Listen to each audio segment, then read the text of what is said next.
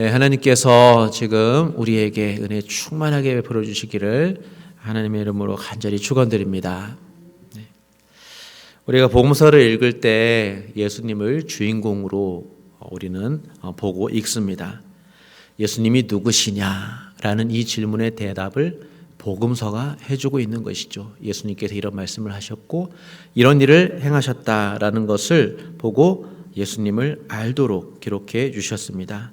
예수님 안에서 이루어진 하나님 나라, 그 죽음을 통해서 주시는 영생의 선물, 용서와 사랑의 선물, 성령의 선물, 이 모든 것은 사실은 어두운 세상에 복된 소식이 됩니다.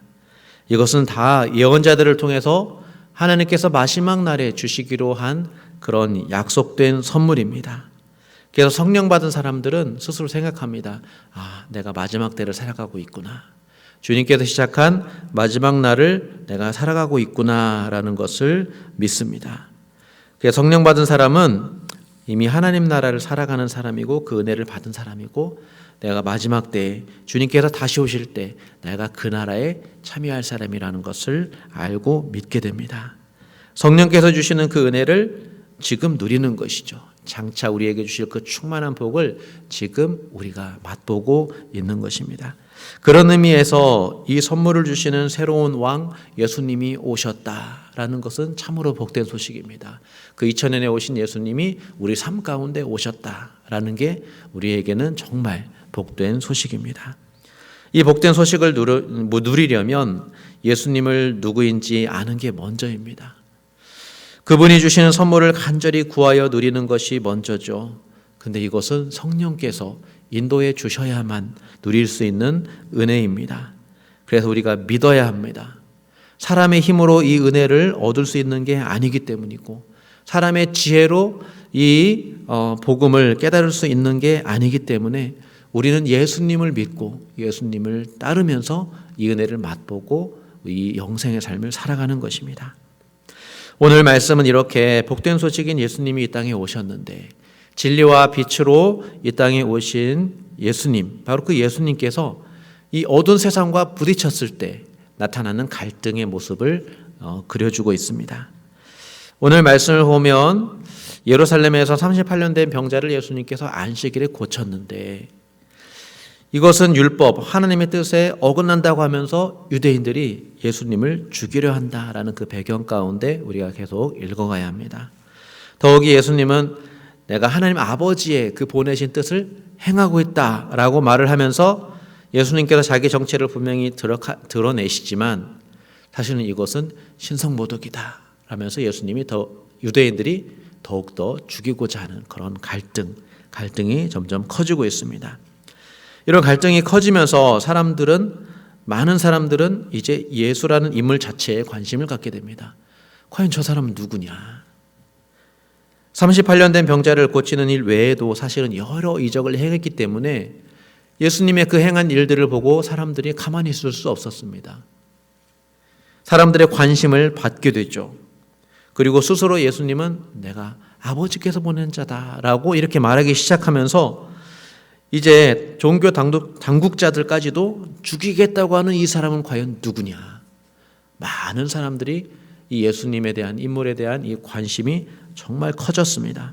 그래서 이 사람들이 이제 수근수근대죠.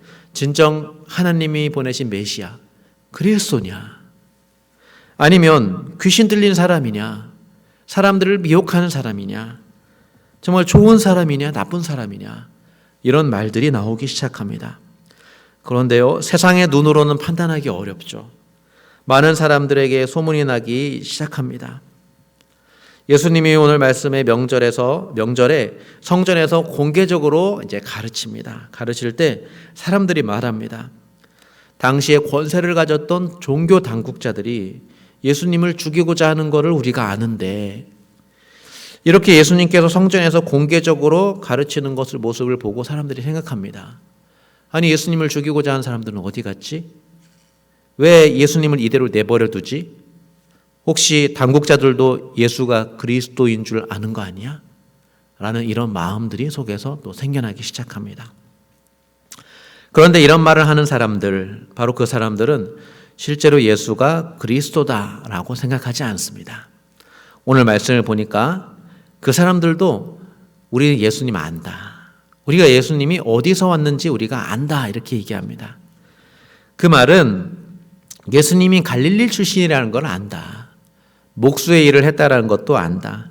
그리고 예수가 요셉의 아들이라는 거 우리가 잘 안다. 어디서 왔는지 다 알고 있다라는 말의 뜻입니다.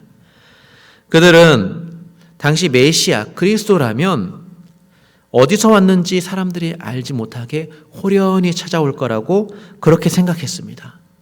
하나님이 보내신 분이라면 좀 신비에 쌓여 있을 만한 그런 인물이어야 한다고 그렇게 믿었습니다. 그럴 만도 한 게 일반 상식으로, 당시 상식으로는 갈릴리 같은 그런 곳에서는 선지자가 나올 수 없다고 생각했기 때문입니다. 거기에서 하나님의 뜻을 말할 수 있는 사람이 날 수 있는 곳은 아니다라고 생각했기 때문에 예수님을 더욱 믿을 수 없었던 것이죠. 예수님의 가문이 서기관 가문, 제사장 가문도 아니고 육체 노동을 하던 목수의 일을 하는 사람이라면 더더욱 예수님께서 그리스도다라는 게 믿어지지 않습니다. 땅의 지식으로는 예수님은 하나님의 사람과 하나님의 신비와 거리가 먼 사람이에요. 땅의 지식으로는 결코 예수님을 하나님으로 알 수가 없습니다. 그리고 땅의 지식으로는 믿음으로 나아갈 수 없습니다. 그런데 예수님의 이런 사람의 마음들을 아십니다. 그러면서 예수님은 사람들이 외모로 판단하며 자신을 어떻게 생각하는지 너무도 잘 아시면서 말씀하시죠. 예수님은 이렇게 말씀합니다. 28절에 너희가 나를 알고 내가 어디서 온 것을 알거니와. 이 말은 사람들이 예수님 다 갈릴리에서 온 거 다 알고 있다라는 것이죠. 그리고 이 땅의 지식과 경험으로 예수님의 육신을 보고 사람들은 안다라고 말을 할 수 있다라는 것입니다. 그 다음에 예수님의 진실로 자신이 어디에서 왔는지 말씀하시는데 나는 스스로 온 것이 아니다. 나를 보내신 이는 참되시니 너희는 알지 못하나 나는 아노니 이는 내가 그에게서 났고 그가 나를 보내셨음이라. 이렇게 말씀합니다. 그러니까 너희는 알지 못하나 나는 안다. 이 간격이 크죠. 예수님이 어디에서 왔는지 사람들이 알고 있다 하지만 그러나 진정으로 예수님이 어디에서 하늘에서 왔는지는 사람들에게 감추어져 있습니다. 사람들은 예수님이 어디에서 왔는지 알고 있지만 그러나 또 다른 의미로 그 영적인 의미로 예수님이 어디서 왔는지는 전혀 알지 못합니다. 그거를 믿지 않습니다. 이것은 육신으로 오신 예수님의 계시의 특징입니다. 예수님을 만난 사람들은 육신으로 경험을 통해서 예수님을 알지만 그러나 예수님을 하나님으로 영적으로는 알지 못합니다. 이게 세상 지혜의 한계입니다. 혈과 육이 가진 한계입니다. 이 세상에 가진 최고의 지혜도 육신의 지혜일 뿐이고 그리고 피조물의 지혜일 뿐입니다. 창조주를 알기에는 사실은 부족하죠. 불가능합니다. 하나님이 도와주셔야만 성령께서 인도해 주셔야만 예수님을 하나님으로 알 수 있는 것이고 그런 것이죠. 계시란 감추어진 비밀이 드러났을 때 이거를 계시라고 합니다. 계시받았다라고 말을 합니다. 감추어진 비밀은 이것입니다. 예수님은 하나님 아버지에게서 났고 그 하나님 아버지께서 그 참되신 아버지께서 예수님을 보내신 것 바로 이것이 감추어진 비밀입니다. 지금은 너희는 알 수 없다라고 예수님께서 말씀하십니다. 실로 예수님의 자기 주장 나는 참되신 하나님 아버지가 보내신 바로 그 사람 메시아 그리스도라는 이 주장은 이 육신의 사람들에게는 즉각적인 반발을 불러일으켰습니다. 그래서 사람들이 예수님을 잡고자 했습니다. 왜냐하면 이 사람들은 예수님이 누군지 알고 있었기 때문이죠. 예수님이 갈릴리 출신 목수에다가 요셉의 아들에 불과한데 자기가 하나님이 보내신 그 사람이라고 말을 하니 이것은 영접할 수 없는 일입니다. 예수님이 그리스도일 리에 없다고 믿는 사람들에게는 예수님의 이 말이 예수님을 잡아다가 당국자에게 끌고 가야 될 그런 일이 되는 것입니다. 사람들은 예수님을 육신으로 알지만 영적으로는 알지 못합니다.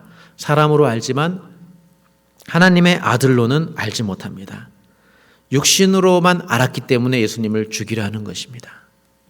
영적으로 알았다면 예수님을 믿고 영생을 얻고자 했을 것입니다. 요한의 기록 목적을 생각해 보면 예수님이 하나님의 아들이심을 믿고 영생을 얻도록 하겠다라는 그 목적이 있는데, 오늘 이 예수님의 모습들을 보니까 이 믿음은 결코 사람의 힘으로 되는 게 아니다라는 것을 다시 한번 깨닫습니다. 예수님을 보고도 그 믿지 않는 사람은 예수님을 잡아 죽여야 될 그런 귀신 들린 사람, 미친 사람, 신성 모독하는 사람, 갈릴리 천한 사람, 죽어야 될 죄인이라고 볼 수밖에 없죠. 이렇게 하나님과 사람 사이에 놓인 이 큰 간격, 이 무지, 이 화해할 수 없는 이 죄의 깊이가 보입니다. 우리는 사람의 힘과 세상 지혜로 예수님을 볼 수 없고 믿을 수 없습니다. 그런데 이 갈라진 틈으로 길을 열기 위해서 예수님께서 육체로 오셨고, 그 계시를 사람들이 만지고 듣고 보고 느낄 수 있도록 육신으로 오셨습니다. 자신을 세상 죄를 위한 어린 양으로 십자가에서 자신을 희생함으로 사랑을 보여주셨고, 세상의 무지와 어둠과 그 죄 가운데 주님께서 오셔서 십자가를 지시고 길을 열어주셨습니다. 그 이후에 그 열린 길을 통해서 비로소 진리이신 성령께서 우리를 찾아오시는 것이죠. 성령께서 우리의 마음을 찾아오셔서 우리의 마음의 눈을 열어주시고 우리에게 진실로 예수님은 하나님의 아들이라 계시하십니다. 감추어진 진리가 우리 마음 가운데 밝히 드러나는 그 역사가, 그 은혜가 주어지는 것이죠. 예수님이 진정 참 생명이심을 믿게 하십니다. 그 생명을 얻어 영생으로 살아가게 해주십니다. 이게 예수님께서 하신 일입니다. 예수님은 당시의 사람들이 어둠 가운데 있다는 것을 다 아셨습니다. 모르는 게 아닙니다. 그래서 예수님이 십자가에서 죽으실 때 아버지여 저들을 사하여 주시옵소서, 자기들이 하는 것을 알지 못함이니이다 라고 기도했습니다. 베드로도 사도행전에 사람들에게 설교하면서 너희들이 그때에는 생명의 주를 죽였는데 그것은 너희가 다 알지 못해서 그렇다라는 것을 안다 하면서 그때는 그랬지만 지금은 회개해야 된다라고 촉구한 것입니다. 본문에서 사람들은 어둠과 무지 가운데 예수님을 잡고자 하나 손을 댈 수 없었습니다. 그 첫 번째 이유가 아직 하나님의 때가 오지 않았기 때문에, 그리고 또 한 가지는 아직도 무리 중에 많은 사람들이 예수님이 행하신 그 이적들을 보고 예수님이 그리스도일 거라고 생각하는 사람이 있었기 때문입니다. 이런 말들이 있었습니다. 실상 그리스도가 오신다 하더라도 그 행한 표적이 지금 예수님보다 많겠는가? 이런 말이 나올 정도로 예수님께서 행하신 그 일들을 보면 이것은 그리스도일 수 있다라는 그런 가능성, 그 열린 마음들이 사람들에게는 아직 남아 있었습니다. 오늘 이 말씀을 우리가 잘 보면, 우리가 요한복음을 다시 한번 읽어보면 그 은혜가 좀 달리 느껴지리라 생각합니다. 이 말씀이 있습니다. 말씀을 읽어드리겠습니다.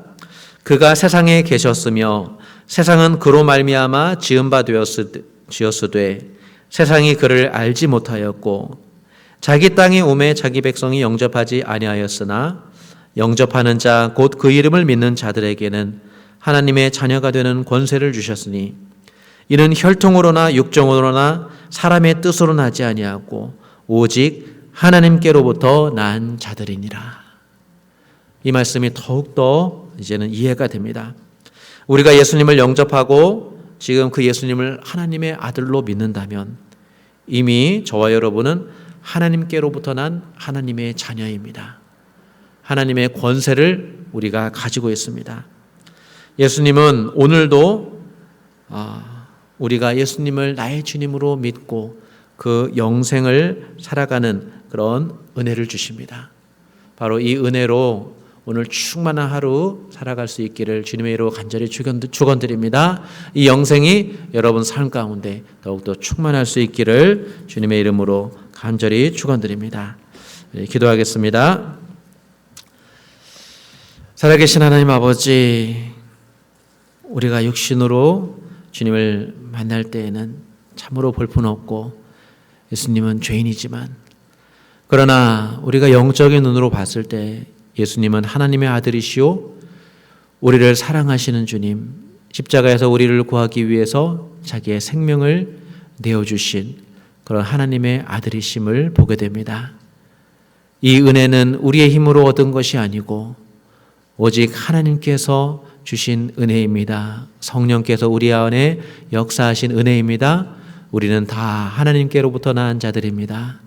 우리가 이 은혜를 알고 받고 믿는 자로서 오늘 주님과 함께 풍성한 삶을 살아가게 하여 주시옵소서. 이 은혜로 살아가는 우리 모든 뉴라이프 교회 성도들 다 될 수 있도록 하나님께서 오늘 복 내려 주시옵소서. 감사드리며 예수님의 이름으로 기도드립니다. 아멘.